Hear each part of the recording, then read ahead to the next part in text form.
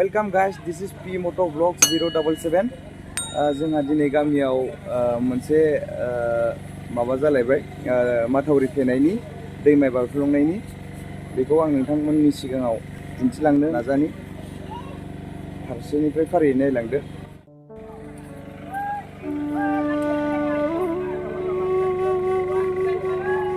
नायदो फारियै बेवहाय बक्सिं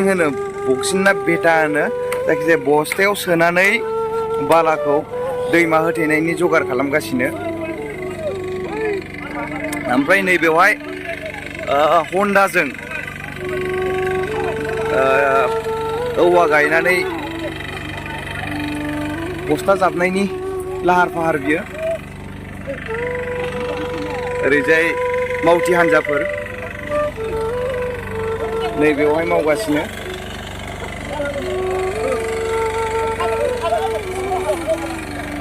गामिनि गासिबो रायजो राजाफ्रानो दंजोबो बेवहाय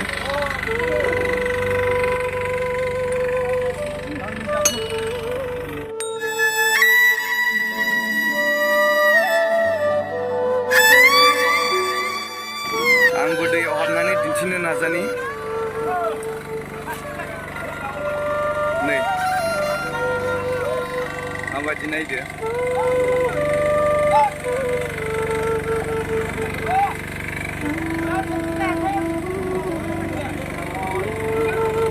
गायगासिनोसै माने नैबे हन्डानिफ्राय कानेक्सन खालामनानै नैबे पाइपजों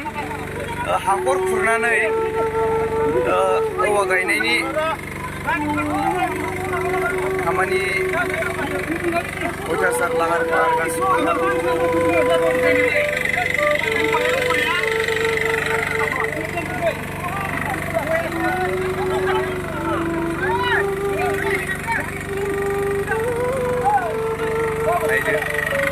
नैबे हन्डाजों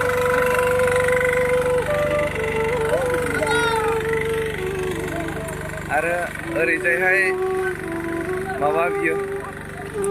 मावथि हान्जाफोर बस्थायाव बाला सोनानै रोगागासिनोसै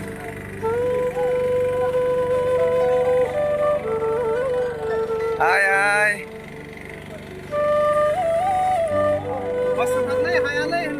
नै जोंना आबौआ बस्था खाथेलागासिनोसै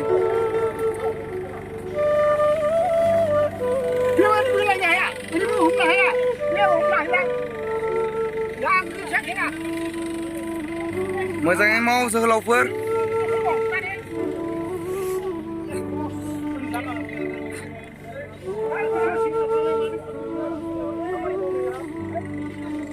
ओरैजायबो बस्थायाव बाला सोगासिनोसै नै मोजाङै माव बे दैखौ होथेनो थाखाय एसे मोजाङै साननानै मावबावनांगौमोन रायजोफ्रा सरकारनि मानसिखौ नेदोंमोन ओंखायनो सरकारनि खामानिखौबो नेजोबद्रायनो हायासै दा हराव अखा हायोबा गाबोन अखा हायोबा दैया मोजाङै थांगोन मोजाङै दैया बुरजा थाङोबा गामिया लोमहैगोन ओंखायनो दिनै हाखु दाखु मावबाय अब्लाबो माने गाबोन अखा हायाबा रायजोफ्रा बेखौ मोजां थेनो हागोन प्रटेक्सनखौ जों माने बिदि औवाजों खोबथेनाय बबेबा बस्थाजों बाला होनानै खोबथेनायखौ जों लुबैयाखै डाइरेक्ट माने वाल फाखा जानांगौ होननानै जों सानो आरो बे बायफ्लंनाया 1980 खेबसे बायफ्लंखांबाय आरो नैबे 2023आव नै आरो बे खेबसे बायफ्लंबाय दा जोंनि जोंफोर गामिनि थासारिया आरो जोंनि जोंफोर गामिनिल' नङा जों गामि दरथामा लोमनानै दं माने थासारिनि थाखाय बिराद मुस्किलाव सफैदों बोरै जों बे गामिखौ बासायनो हागोन आरो बे दैमानि जोंनि गामिया माने 5 फुट गोथौआव दं बेखायनो जों बेखौ एमारजेन्सि थिकादारफोरा माब्लाबाबो जों मोनथिया बेखायनो जों सिगां मावनो सानगासिनो दं एसे एनैबाबो बे दैनि ढौखौ दाहारखौ लाखिनो थाखाय जों गामिया दिनै ओंखारनाय जादों जों बेखौनो लुबैयो जोंनि जेनाखि गामिनि जेनाखि माथावरि बायफ्लंनाय बे बिथां एमएलएफोरा जेनाखि गावसोरनि बै भटनि समावल' नुजाफैयो मैया मोजां बुंफैयो दिनै बे बिपदनि समाव बिथांमोना सानसेखौबो नुजाफैयाखै जों बेखौसो गाज्रि मोनदों आरो बिथांमोना नुजाफैनांगौमोन दिनै सप्तासे बारलांबाय बे समाव बिथांमोना जुदि बे बिफोरनि समाव नुजाफैयाबा माबायदि बिथांमोना आरो खहा खालामबावनो दानिया आरो भटनि सम सफैलायबाय हयथ' बिथांमोना नागिरफैलायगोन जों बेखायनो जोंबोथ' भटआ जों होगासिनो दं खिन्थु जोंनि रायजोनि नांगौ बायदि जेरैखि जोंनि थासारि माथावरिया बायफ्लंदों प्रटेक्टनि थाखाय बिथांमोना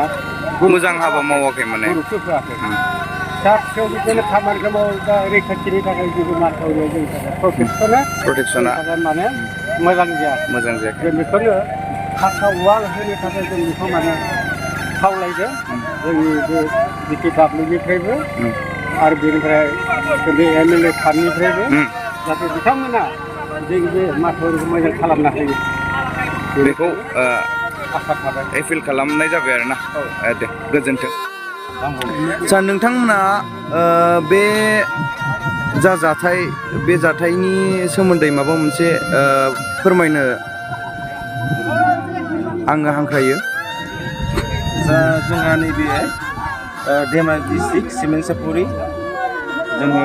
गामिया जाबाय 1 नं जयपुर बेयाव जोंहा बहुद हांगामा जानानै दङ बेयाव जोंहा दैमा मोनसे दङ सेरेन दैमा होनना बुङो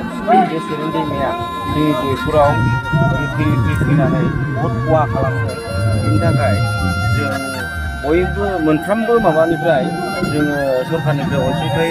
मोनजानो लुबैदों बेनिखायनो बयबो अनसायहरलायोबा जों गोजोननाय थागोन